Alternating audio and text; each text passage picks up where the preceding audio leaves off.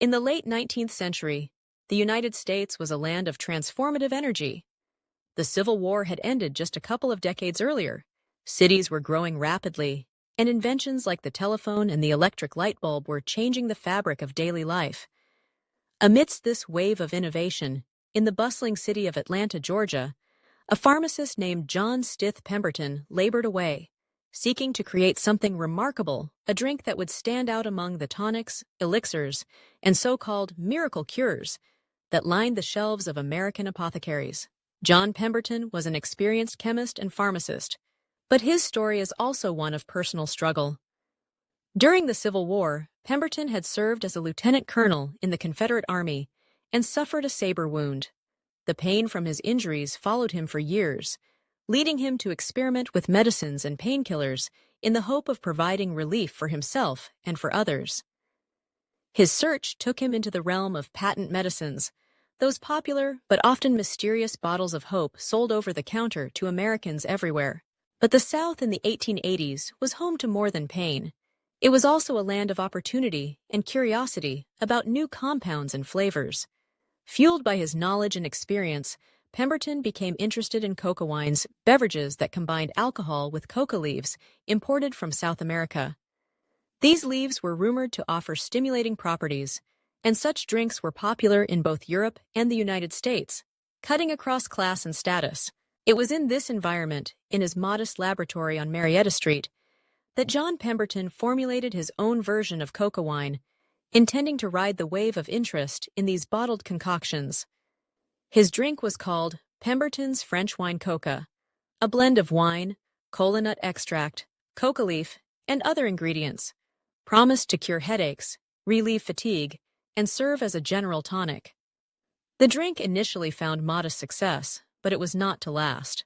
In 1886, trouble brewed for Pemberton and other makers of alcoholic beverages. Atlanta city officials, responding to growing pressure from temperance advocates who sought to curb alcohol use, passed new laws banning the sale of alcoholic drinks. Faced with this challenge, Pemberton realized he would need to reinvent his product if he wanted it to survive and flourish in the newly dry city. With the city's new prohibition laws in effect, Pemberton set about tinkering with his recipe. He needed something new, a non-alcoholic tonic that would still appeal to customers seeking refreshment, stimulation, and perhaps a measure of relief from their aches and anxieties. Working with his assistant, Willis Venable, Pemberton began experimenting in earnest, blending ingredients and taste-testing mixtures while seated at the soda fountain, a popular social center of the day, where pharmacists often served up effervescent drinks. Into his revised formula went the syrup extract of cola nuts, prized for their caffeine content, and coca leaf extract, which offered a different sort of stimulation. Added to the mix were various essential oils and flavoring ingredients, including citrus, cinnamon, and perhaps, as some accounts have whispered, a touch of the exotic. The precise recipe, known today as Merchandise 7X, would become one of the most closely guarded trade secrets in the world.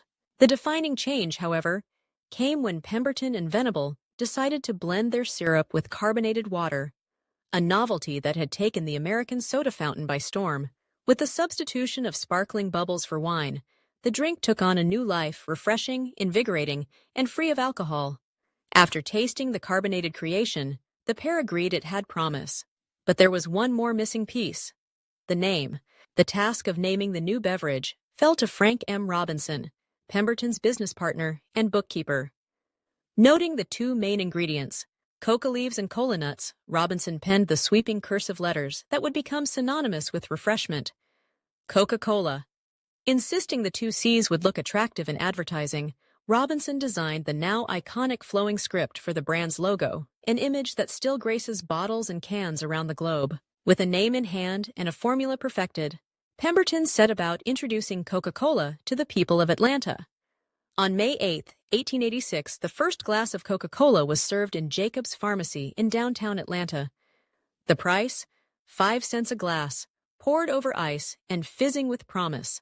Customers arriving at the soda fountain were treated to what was billed as a delicious, refreshing, exhilarating, and invigorating drink, a slogan that soon adorned posters, billboards, and newspaper adverts throughout the city. At first, Coca-Cola was not a runaway hit. In its first year, Pemberton sold an average of just 9 drinks a day, a modest start for what would become a global powerhouse.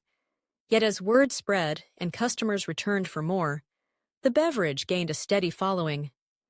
Coca-Cola was marketed as both a temperance drink and a nerve tonic, appealing to teetotalers and the health-conscious alike. Advertisements promised relief from headaches, exhaustion, and even morphine addiction, reflecting the wide-ranging claims common to the era's patent medicines. The rise of Coca-Cola was not just the story of a drink, but the saga of a business. Pemberton's own health was failing, and recognizing the potential of his creation, he sold shares of the company to local investors, including businessman Asa Griggs Candler.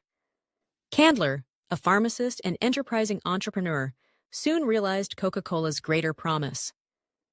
After Pemberton's death in 1888, Candler set out to consolidate ownership, buying up all the rights to the formula and brand. Under his stewardship, the company transitioned from a small local concern to a growing regional business, expanding production, refining the marketing strategy, and streamlining the syrup's distribution to soda fountains throughout the South. Candler's marketing genius transformed Coca-Cola's reach and reputation. He blanketed Atlanta, and soon, the wider region, with promotional items bearing the Coca-Cola logo, clocks, calendars, serving trays, bookmarks, even writing tablets. Free drink coupons were distributed by the thousands, enticing new customers and building brand loyalty. Before long, "Drink Coca-Cola" was a familiar refrain not only in Atlanta, but across America. As the 19th century gave way to the 20th, Coca-Cola continued to grow. New bottling techniques and an innovative franchise model allowed local entrepreneurs to bottle and distribute the beverage in their towns and cities.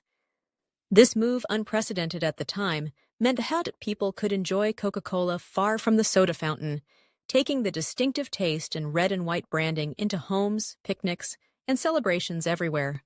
The secret formula, too, contributed to the mystique. Kept under lock and key, revealed only to a trusted few, the recipe for Coca-Cola inspired years of speculation and intrigue. Even as the company modified the formula to remove the cocaine content from coca leaf extracts in the early 20th century, the tradition of secrecy continued, cementing Coca-Cola's special place in the public imagination. The classic, contoured glass bottle, patented in 1915, became an icon in its own right. With its curved silhouette inspired by the cocoa bean and unique enough to be identified by touch in the dark, the bottle symbolized the unmistakable presence of Coca-Cola in the marketplace. Over the decades, the beverage overcame challenges and controversy. Competitors sought to replicate the taste and the brand's magic. The company responded with relentless innovation and clever advertising.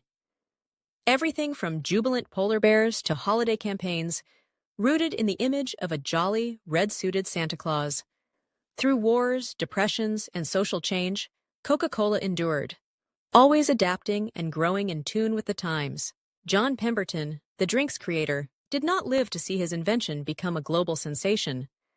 But the vision he kindled in his small Atlanta laboratory, a vision born of curiosity, chemistry, and perhaps a dose of good fortune, ultimately changed the world in unexpected ways.